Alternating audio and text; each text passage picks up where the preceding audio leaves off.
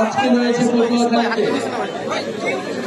প্রিয় পটুয়াখালীবাসী, আপনারা জানেন জুলাই গণঅভ্যুত্থানের 1 বছরের আমরা এই 1 বছর আগে বাংলাদেশের ছাত্র তরুণ জনতা ভুক্তি দিয়ে লড়াই করেছিল স্বৈরাচারের বিরুদ্ধে, একই সরকারের বিরুদ্ধে। এই পটুয়াখালীর সন্তানেরা অসীম সাহসিকতার সাথে লড়াই করেছিল। আমরা শুনেছি 24 জনের মতো শহীদ এই পটুয়াখালীর সন্তান।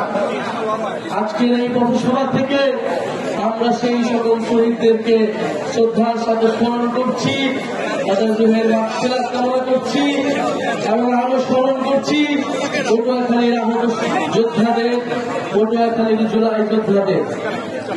প্রিয় পটুয়াখালীবাসী,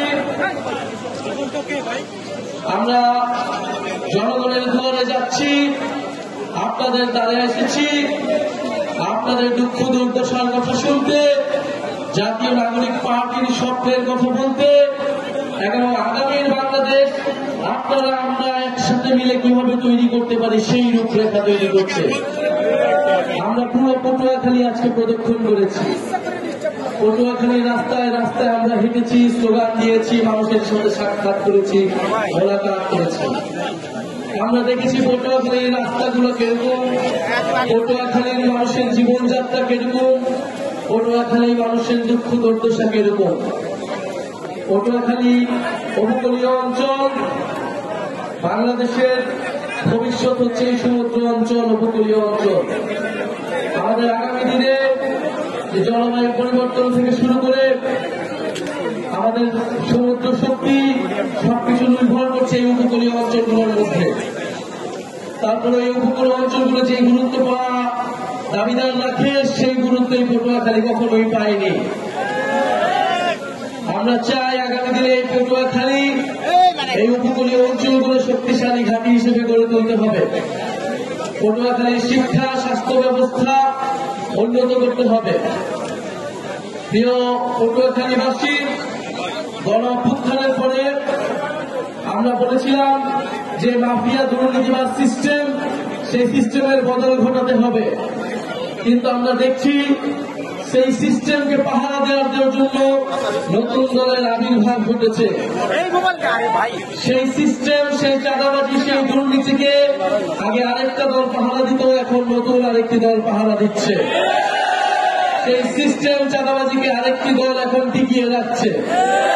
আমরা স্পষ্টভাবে বলেছিলাম আমরা শুধু হাসিনার পতন নয়, সেই দুর্নীতি, সেই মাফিয়া সিস্টেমের পতন চেয়েছি।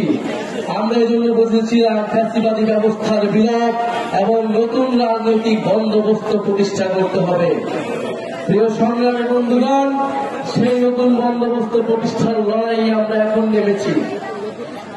অভ্যুত্থানের মধ্য দিয়ে যেহেতু এই ছাত্র নেতৃত্ব, এই তরুণ নেতৃত্ব সেই সিস্টেমের পতন ঘটাতে চেয়েছিল, তাই সেই সিস্টেম কখনোই চায় না এই নেতৃত্ব, এই অভ্যুত্থানের নেতৃত্ব কোনোভাবে দাঁড়াক, কোনোভাবে রাজনৈতিকভাবে টিকে থাকুক।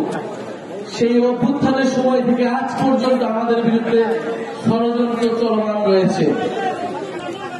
আপনারা দেখেছেন গণ অভ্যুত্থানের সময় শেখ হাসিনার সরকার যেভাবে ষড়যন্ত্র আমাদের বিরুদ্ধে চলমান রেখেছিল, এই অভ্যুত্থানের পরে সেই একই সিস্টেম, সেই দুর্নীতি মাফিয়াদের সিস্টেম, সেই সেনাবাহিনী আমলাতন্ত্রের সিস্টেম আমাদের বিরুদ্ধে এখনো পর্যন্ত ষড়যন্ত্র চলমান রেখেছে। ডিজিএফআই থেকে শুরু করে বাংলাদেশের এস্টাবলিশমেন্ট গুলো এই অভ্যুত্থানের নেতৃবৃন্দের বিরুদ্ধে ষড়যন্ত্র চলমান রেখেছে, অভ্যুত্থানের শক্তির মধ্যে বিভাজন তৈরি করেছে।